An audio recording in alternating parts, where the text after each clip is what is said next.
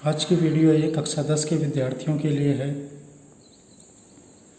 पिछले वीडियो में हम लोगों ने आपका चैप्टर 2 पॉलिनोमियल स्टार्ट कर दिया था और पिछले वीडियो में हम लोगों ने बहुपद के शून्यकों और उनके गुणांकों के बीच संबंध हम लोगों ने पढ़ा था।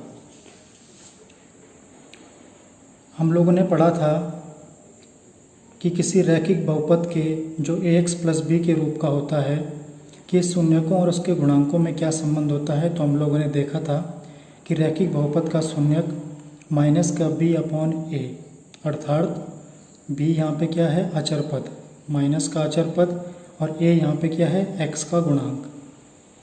तो रैखिक बहुपद का शून्यक और उसके गुणांकों के बीच एक संबंध होता है कि उसका शून्यक बराबर होता है माइनस के b अपॉन a, अर्थात माइनस के अचर पद बटे x का गुणांक।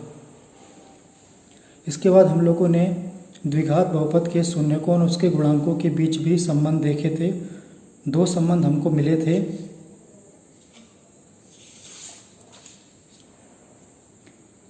हमने ये देखा था कि द्विघात बहुपद के शून्यकों का जो योग होता है, हम लोगों ने उसके शून्यक अल्फा बीटा माने थे। देखिए हमने यहाँ पे माना था, पिछले लेक्चर की मैं बात कर रहा हूँ कि माना कि अल्फ़ा और बीटा द्विघात बहुपद ax square plus b x plus c इस रूप में होता है कि दो शून्यक हैं। और जब हमने इसको विस्तार से हमने इसको हल किया था तो हमको ये स्टेटमेंट प्राप्त हुई थी कि इस द्विघात बहुपद के शून्यकों का योग माइनस का b अपॉन a, अर्थात माइनस का x का गुणांक बटे एक्स स्क्वायर का गुणांक के बराबर होता है। और दूसरा संबंध हमको ये मिला था कि शून्यकों का गुणनफल अल्फ़ा गुणा बीटा बराबर c अपॉन a, अर्थात अचर पद बटे एक्स स्क्वायर का गुणांक होता है।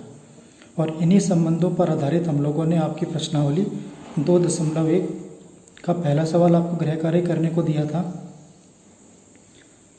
तो आज हम आगे बढ़ते हैं, आपकी प्रश्नावली 2.2 का दूसरा जो क्वेश्चन है उसको हम करते हैं, उसको समझते हैं।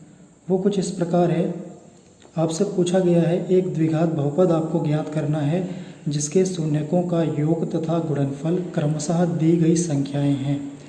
क्रमशः का मतलब क्रम से, क्रम से का मतलब क्या है कि पहले शून्यकों का योग दिया गया है आपको और फिर बाद में आपको शून्यकों का गुणनफल दिया गया है, और इन्हीं दोनों की मदद से आपको द्विघात बहुपद ज्ञात करना है।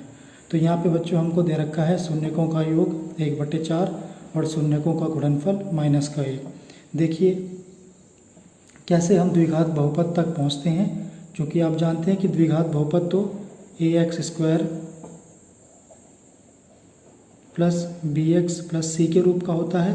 तो हमें यही द्विघात बहुपद निकालना है। कैसे निकालेंगे, चलिए देखते हैं।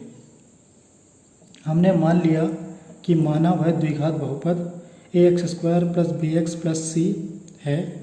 माना ax square plus b x plus c एक द्विघात बहुपद है तथा अल्फ़ा और बीटा इसके शून्यक हैं। ये हमने मान लिया है क्योंकि पिछले लेक्चर में हम लोगों ने ऐसे ही किया है।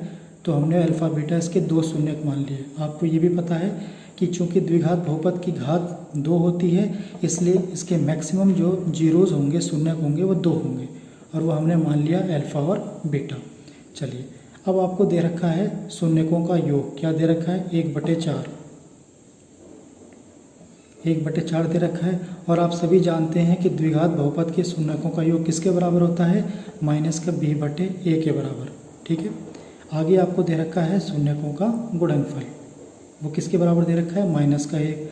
और शून्यकों का गुणनफल किसके बराबर होता है बच्चों, c बटे a, अचर पद बटे एक्स स्क्वायर का गुणांक। तो हम ये दो चीज़ें मिल गई हैं कि अल्फ़ा प्लस के बीटा आपको दे रखा है 1/4 और शून्यकों का जो गुणनफल आपको दे रखा है वो दे रखा है माइनस का 1। ठीक है, अब आपका काम क्या है, आपका काम ये है कि इन दोनों का जो हर है उसको समान कर देना। अब देखिए इसके हर में तो 4 है, इसके हर में क्या है, कुछ नहीं है, तो 1 है। हमको 4 बनाना पड़ेगा इसके हर में, आपको दोनों के हर समान करने हैं। तो यहाँ तो 4 ऐसे ही रहने दीजिए। इसको 4 कैसे करेंगे, जब ऊपर नीचे आप अंश और हर में 4 की गुणा कर देंगे। तो अब ये शून्यकों का जो गुणनफल है वो क्या बन गया, माइनस के 4/4, और ये तो सेम ही रहा, ये तो ऐसे ही रहा। चलिए अब आगे क्या करना है आपको, अब आपको देखिए बच्चों तुलना करनी है। शून्यकों का जो योग है वो किसके बराबर है, माइनस के बी अपॉन ए, और शून्यकों का जो गुणनफल है वो किसके बराबर है, सी अपॉन ए। देखिए यहाँ पे दोनों हर समान है ना, इसलिए मैंने इनके हर बराबर कर दिए। अब आप जब तुलना करेंगे तो आपको ए बराबर क्या मिल रहा है, ए बराबर आपको मिल रहा है यहाँ से 4, और बी बराबर क्या मिल रहा है यहाँ पे, बी बराबर मिल रहा है माइनस का ए, क्योंकि बी के साथ माइनस का चिन्ह है इसलिए आपको चिन्ह लेके चलना है, ठीक है। और सी बराबर क्या मिला जो आपने तुलना करी, सी बराबर मिला आपको माइनस के 4। आपको ए बी सी और तीनों के मान पता लग गए हैं। आपको यही मान अब कहाँ रखने हैं जो आपने द्विघात बहुपद मान रखा था। तो ए की जगह आप 4 रखेंगे तो ये हो जाएगा 4x²। बी की जगह क्या रखेंगे, माइनस का 1 तो ये हो जाएगा माइनस के x, और सी की जगह क्या रखेंगे, माइनस के 4। तो आपको वो द्विघात बहुपद प्राप्त हो गया है जो सवाल में आपसे पूछा गया था। इस प्रकार आपको ये सवाल हल करने हैं, ठीक है। तो यहाँ पे आप ये लिखेंगे कि आपको द्विघात बहुपद ये मिल गया है जो दी गई शर्तों को संतुष्ट करने वाला एक द्विघात बहुपद है। कौन सी शर्तों को, जो आपको प्रश्न में दे रखा था कि यदि शून्यकों का योग ये हो 1/4 और शून्यकों का गुणनफल -1 हो तो आप द्विघात बहुपद निकालिए। ये लिखने का एक तरीका है। तो मैं उम्मीद करता हूँ आपको ये बात समझ में आ गई होगी। चलिए इसका प्रश्न नंबर 2 देखते हैं। आपको शून्यकों का जो योग क्रमशः बोला है ना, पहले योग फिर गुणनफल। शून्यकों का योग इसमें आपको दे दिया गया है √2, और शून्यकों का गुणनफल आपको क्या दे दिया गया है, 1/3। चलिए देखते हैं इनकी मदद से हम कैसे वो द्विघात बहुपद निकालेंगे। तो पहले वही स्टेटमेंट, ये लिखने का तरीका है। परीक्षा में आपको ये देखना है कैसे लिखना है, क्योंकि एग्जामिनर इसी के नंबर आपको देगा कि बच्चे ने कितना समझ रखा है टॉपिक। तो आप ऐसे लिखेंगे, माना ax² + bx + c एक द्विघात बहुपद है तथा अल्फा और बीटा इसके 2 शून्यक हैं, ठीक। और हम जानते हैं, क्या जानते हैं कि शून्यकों का जो योगफल होता है वो माइनस का b अपॉन a, और वो कितना दे रखा है आपको, √2। और शून्यकों का जो गुणनफल होता है अल्फा × बीटा वो c अपॉन a के बराबर होता है, वो कितना दे रखा है, 1/3। अब देखिए यहाँ पे इसके हर तो बराबर हैं, तो आपको संख्या में भी हर बराबर करने पड़ेंगे जो आपको दे रखा है। तो हर कैसे बराबर करेंगे, यहाँ पे तो हर 3 है लेकिन इसके हर में तो कुछ नहीं है, 1 है। तो आपको क्या करना पड़ेगा, ऊपर नीचे 3 से गुणा करनी पड़ेगी। देखिए अंश और हर में जब 3 से गुणा करेंगे आप, तो देखिए हर अब समान हो गया है, नीचे 3 और 3 बन गया है, ऊपर 3√2 आ गया है। अब आसानी से आप तुलना कर सकते हैं। आपका पहला काम ये है कि हरों को बराबर कर दें। हर बराबर हो जाएंगे तब तुलना करना आसान हो जाएगा। तो तुलना करने पर आपको क्या मिला, देखिए b बराबर चिन्ह लेके चलना है, माइनस का 3√2 मिल जाएगा, a बराबर 3 मिल जाएगा और c बराबर 1 मिलेगा। वही लिखा गया है। तुलना करने पर a बराबर 3, b बराबर -3√2 और c बराबर 1। अब इन तीनों मानों को आपको कहाँ रखना है, जो आपने शुरू में द्विघात समीकरण मान रखा था, a, b और c यहाँ पे मान रख दीजिए। तो आपको मिल गया 3x² माइनस का 3√2x प्लस के 1। आगे लिखेंगे, ये द्विघात बहुपद दी गई शर्तों जो आपको सवाल में दी गई थी उनको संतुष्ट करने वाला एक द्विघात बहुपद है। तो इस प्रकार आपने ये दोनों प्रश्नों को हल कर लिया। चलिए बच्चों आगे बढ़ते हैं। इस प्रश्न में 6 पार्ट हैं, ये 5वां पार्ट मैं आपको करवा रहा हूँ। ये आपको दे रखे हैं शून्यकों का योग और शून्यकों का गुणनफल, और इनकी मदद से आपको द्विघात बहुपद निकालना है। वैसे ही करना है जैसे पीछे किया है हमने। देखिए माना हुआ द्विघात बहुपद ax² + bx + c ये है, और इसके 2 शून्यक अल्फा और बीटा इसके शून्यक है, ये हमने मान लिया। तो देखिए हम जानते हैं कि शून्यकों का योग माइनस का b अपॉन a होता है, और वो दे रखा है आपको माइनस का 1/4। शून्यकों का गुणनफल c अपॉन a वो दे रखा है आपको 1/4। अब देखिए यहाँ पे तो हर बराबर है 4 और 4, तो आपको ऊपर नीचे गुणा करने की आवश्यकता नहीं है, सीधे तुलना कीजिए आप। तो तुलना करने पर देखिए a बराबर आपको मिल गया 4, यहाँ पे देखिए 4 है, b बराबर मिल गया आपको माइनस का 1 और c बराबर क्या मिल गया 1, ठीक है। सॉरी यहाँ पे -1 नहीं मिलेगा क्योंकि माइनस से माइनस कट जाएगा, ये भी आपको देखना है, ठीक है। पिछले सवालों में इधर माइनस नहीं था तो ये माइनस यहाँ ट्रांसफ़र हो गया था, लेकिन यहाँ से तो जब तुलना करेंगे कट जाएगा ना, तो b बराबर आपको फाइनली क्या मिल जाएगा +1। तो ये आपने लिख दिया। इन तीनों मानों को आपने द्विघात बहुपद जो आपने माना था वहाँ रख दीजिए। तो a b c की जगह आप रखेंगे तो आपको मिलेगा 4x² plus kx plus k1 दी गई शर्तों को संतुष्ट करने वाला एक द्विघात बहुपद है। तो इस प्रकार ये बहुत आसान है और बड़ा इंटरेस्टिंग है, आप लोग समझ गए होंगे।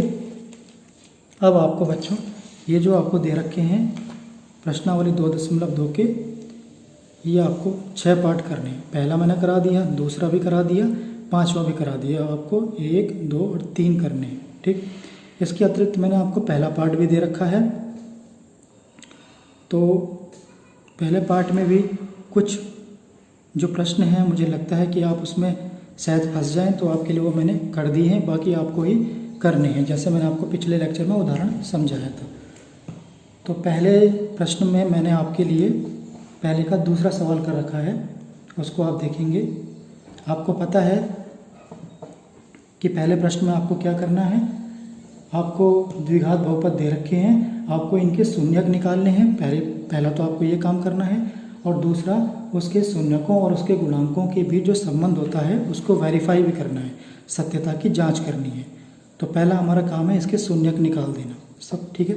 सबसे पहले तो आपका काम ये होता है कि जो बहुपद आपको दे रखा है क्या वो मानक रूप में है या नहीं। मानक रूप का मतलब है कि उसके प्रत्येक पद की जो घात होगी वो घटते क्रम में होगी, सबसे पहले बड़ी घात, फिर उससे छोटी और फिर सबसे छोटी। तो ये मानक रूप में है। देखिए यहाँ 2 है, यहाँ पे 1 है और यहाँ पे कुछ नहीं है, तो ये घटते क्रम में मानक रूप में दे रखा है, तो आपको बदलने की ज़रूरत नहीं है। कोई आपसे पूछे इस बहुपद की घात कितनी है, क्योंकि द्विघात है, बहुपद में जो चर है s यहाँ पे चर है, उसकी सबसे बड़ी घात 2 है, तो बहुपद की घात भी 2 हो गई। चलिए ये तो छोटी कक्षा की बात थी, जो आपसे पूछा गया उसकी हम बात करते हैं। सबसे पहले आपका काम है इसके शून्यक निकालना, और शून्यक निकालने का मतलब क्या है कि इसके गुणनखंड कर देना, ठीक है। गुणनखंड हम करेंगे मध्यपद विभाजन विधि से, जिसमें हम जो बीच वाला पद होता है उसको -4 है, चिन्ह को लेके चलना है, मैंने आपको बार बार बोल रहा हूँ। जो बीच वाला पद है उसको विभाजित करना है 2 संख्याओं में। ऐसी 2 संख्याएं आपको लेनी हैं जो जोड़ के आपको -4 दे दे, ठीक है। और जब इन्हीं 2 संख्याओं की आप आपस में गुणा करें तो आपको क्या मिल जाए, आपको मिल जाए जो पहले वाले पद का गुणांक है 4 और जो अंतिम पद है उसका गुणनफल अर्थात 4 मिल जाए आपको। तो ऐसी 2 संख्याएं कौन कौन सी होंगी, जो जोड़ के -4 दे दें और गुणा करके भी क्या दे दें आपको +4 दे दें। तो आप सोचिए क्या होंगी, ऐसी 2 संख्याएं होंगी 2 और 2। देखिए -2 में जब आप -2 को जोड़ेंगे तो आपको -4 मिल जाएगा, क्योंकि माइनस प्लस तो माइनस हो जाएगा। और जब इन्हीं दोनों की आपस में गुणा करेंगे तो आपको क्या मिल जाएगा, +4, माइनस प्लस। तो वही मैंने किया है, देखिए मैंने इसको तोड़ लिया है -2s और -2s में, ठीक। मध्यपद विभाजन विधि लगा दी। अब क्या करते थे हम, शुरू के 2 पदों में कॉमन, आखिरी के 2 पदों में उभयनिष्ठ निकालते थे। यहाँ पे देखिए 2s कॉमन है, अंदर बचेगा 2s -k1, यहाँ पे -1 कॉमन आएगा, अंदर बचेगा 2s -k1। जो यहाँ बचता था वो भी हम उसे ही हमें यहाँ भी बचाना पड़ता था। अब देखिए फिर इनमें कॉमन आ रहा है, क्या आ रहा है, 2s -k1, 2s -k1, उसको आपने बाहर ले लिया तो अंदर क्या बचा, यहाँ पे 2s, यहाँ पे -k1। तो आप देख सकते हैं जब आपने इसका गुणनखंड किया तो आपको ये दोनों प्राप्त हो गए। अब क्या करना है, आपको इसके शून्यक निकालने हैं। शून्यक निकालने का मतलब क्या है कि इस बहुपद को आपको 0 बनाना पड़ेगा, ठीक है। शून्यक तो तभी निकलता है ना कि चर का वह मान जिसे रखने पर बहुपद का मान क्या हो जाए, 0 हो जाए। तो ये 0 कब होगा, जब या तो ये वाला पूरा पद 0 हो जाए, 0 की गुणा इसमें होगी तो 0 हो जाएगा, या फिर ये दूसरा वाला पद 0 हो जाए। जब ये 0 हो जाएगा तो इसकी गुणा इसमें होगी, पूरा ही 0 हो जाएगा। तो वही हमने बात लिखी है कि बहुपद 4s² - 4s + 1 का मान 0 होगा यदि 2s - 1 बराबर 0, पहला वाला गुणनखंड, या फिर दूसरा वाला गुणनखंड 2s - 1 बराबर 0। अर्थात हमको क्या मिल गया यहाँ से, जब आप इसको 0 के बराबर रखेंगे तो आपको s का मान क्या मिल जाएगा, ये इधर जाके 1 बन गया, s बराबर 1/2। इसी प्रकार जब यहाँ से भी s का मान निकालेंगे तो ये 1 उधर जाएगा +1 और s बराबर 1/2। दोनों से आपको s बराबर क्या मिल रहा है, 1/2 और 1/2। तो आपने देखा है यहाँ बहुपद 4s² - 4s + 1 का ये दो, भले एक ही संख्या मिल रही है आपको, लेकिन 2 शून्यक होंगे इसके और दोनों एक ही होंगे, 1/2 और 1/2। 2। तो पहला काम हमारा पूरा हो गया, इसके हमें शून्यक मिल गए। अब हमें इसके शून्यकों और गुणांकों में जो संबंध है उसकी सत्यता की हमको जांच करनी है। चलिए करते हैं। अब शून्यकों का योग क्या होता है? शून्यकों का योग होता है माइनस का b/a। शून्यकों का योग, दोनों को जोड़िए, 1/2 1/2 को जोड़ेंगे तो आधे में आधा जोड़ेंगे तो 1 ही मिलेगा, चाहे आप लघुत्तम ले सकते हैं। इन दोनों का लघुत्तम 2 आ जाएगा। 2 से 2 कटेगा एक बार, 1 के ऊपर गुणा, फिर 2 से 2 कटेगा एक बार, 1 की 1 में गुणा, 1 और 1 2/2 काटेंगे तो 1 मिलेगा। ठीक है, आपको 1 मिल गया इनका उत्तर। लेकिन आपको तो वेरीफाई करना ना संबंध। शून्यकों का योग किसके बराबर होता है बच्चों? माइनस के b/a। और माइनस का b/a क्या है? माइनस का चर का गुणांक। चर यहाँ पे क्या है? s है। तो s का गुणांक, क्योंकि द्विघात बहुपद की बात कर रहा हूँ मैं यहाँ पे, और a क्या होता था? पहला वाला पद जो रहता था s² का गुणांक। तो ये आपको संबंधों को वेरीफाई करना है। ठीक है, अब ध्यान से देखिए, आपके पास s का गुणांक क्या है? s का गुणांक है यहाँ पे -4 और s² का गुणांक वो है 4। ठीक, यही तो है, आपको यही संबंध वेरीफाई करना है। ठीक है, लेकिन आपके पास तो 1 आ गया है, तो 1 को आप कैसे इस तरह बनाएं जिससे आपका संबंध भी वेरीफाई हो जाए। तो 1 को आपको ऐसा बनाना पड़ेगा। तो मैंने क्या किया है, मैंने 1 को लिख दिया है 1 बराबर माइनस के 4/4 लिख सकता हूँ ना मैं। देखिए माइनस और माइनस तो प्लस हो जाएगा, 4 ये प्लस का 4 हो जाएगा, 4/4 1 ही मिला है। ठीक है, तो 1 को आप ऐसे भी लिख सकते हैं। ऐसा क्यों लिखा है? जिससे क्या हो जाए? ऐसा इसलिए लिखा है जिससे कि आपका संबंध वेरीफाई हो जाए। अब ऐसा लिखने पे क्या हो गया? देखिए माइनस चिन्ह बाहर है, -4 क्या है यहाँ पे? -4 है s का गुणांक, तो वही आपने लिख दिया यहाँ पे s का गुणांक, और 4 यहाँ पे क्या है? s² का गुणांक प्लस का, तो s² का गुणांक। तो आपने शून्यकों का योग और गुणांकों में संबंधों की सत्यता की जांच कर ली है। इसी प्रकार आप शून्यकों का गुणनफल भी देखेंगे। चलिए दोनों शून्यकों के आपस में गुणा करते हैं। 1/2 गुणा 1/2, ये 1 की 1 में 2 की 2, 2 दूनी 4, क्या आ गया? 1/4। अब ध्यान से देखिए, 1 क्या है यहाँ पे? 1 है यहाँ पे अचर पद, तो लिख दिया आपने। इसको आपको बदलने की ज़रूरत नहीं पड़ेगी क्योंकि आपको वही संबंध मिल गया है, तो इसमें आपको कोई मेहनत करने की ज़रूरत नहीं पड़ेगी। 4 क्या है यहाँ पे? s² का गुणांक, तो आपने लिख दिया।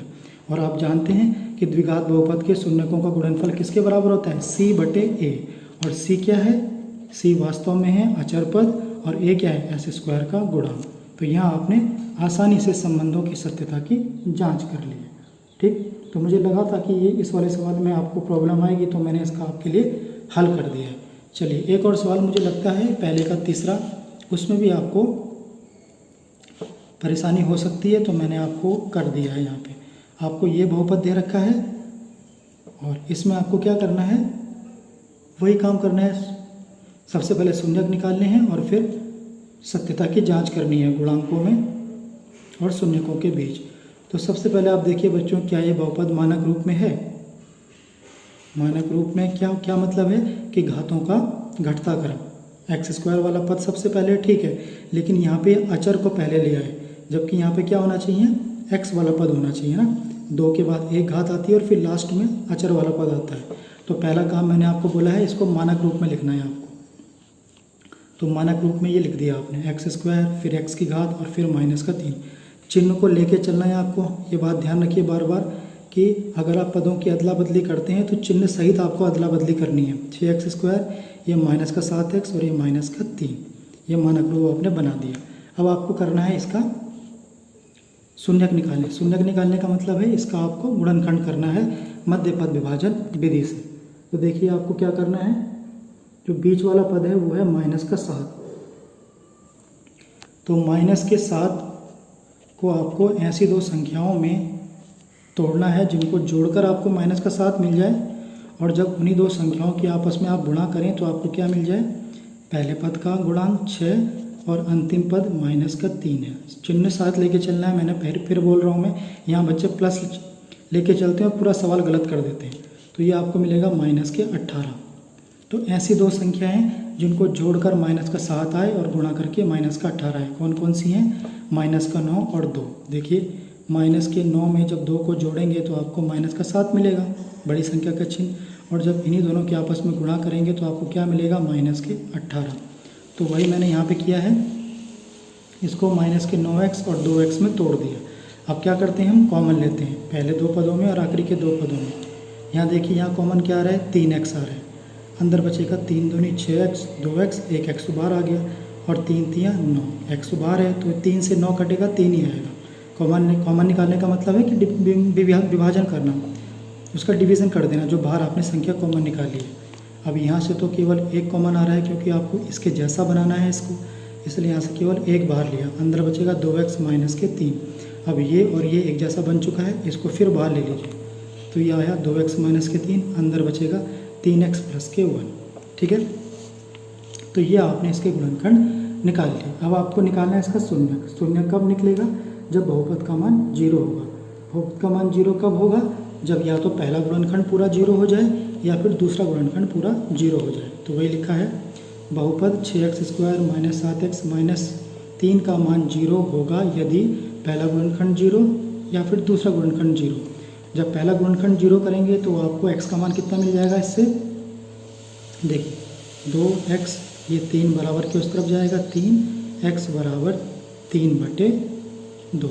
ठीक, और यहाँ से क्या मिलेगा आपको x का मान, ये 1 उधर जाएगा तो माइनस का 1 हो जाएगा, तो 3x बराबर माइनस का 1 और x बराबर क्या आ गया, माइनस का 1/3। ठीक, तो यहाँ नीचे यही बात लिखी है, इसलिए 6x² माइनस 7x माइनस के 3 दिए गए बहुपद के जो शून्यक होंगे वो क्या होंगे, 3/2 और इधर माइनस का 1/3। अब आपने इसके शून्यक निकाल दिए। अब क्या काम है, आपका जो संबंध है शून्यक और गुणांकों के बीच, उसकी आपको जांच करनी। तो पहला संबंध था शून्यकों का योग। तो शून्यकों का योग क्या होता है, माइनस का b/a। दोनों को जोड़ के देखिए, 3/2 में माइनस का 1/3 जोड़ेंगे, दोनों का लघुत्तम 6 आएगा। 2 से 6 कटता है 3 बार, 3 की 3 में गुणा हुई 9 आ गया। 3 से 6 कटता है 2 बार, 2 की 1 में गुणा हुई माइनस का 2 आ गया। 9 में से 2 कम, प्लस का 7/6।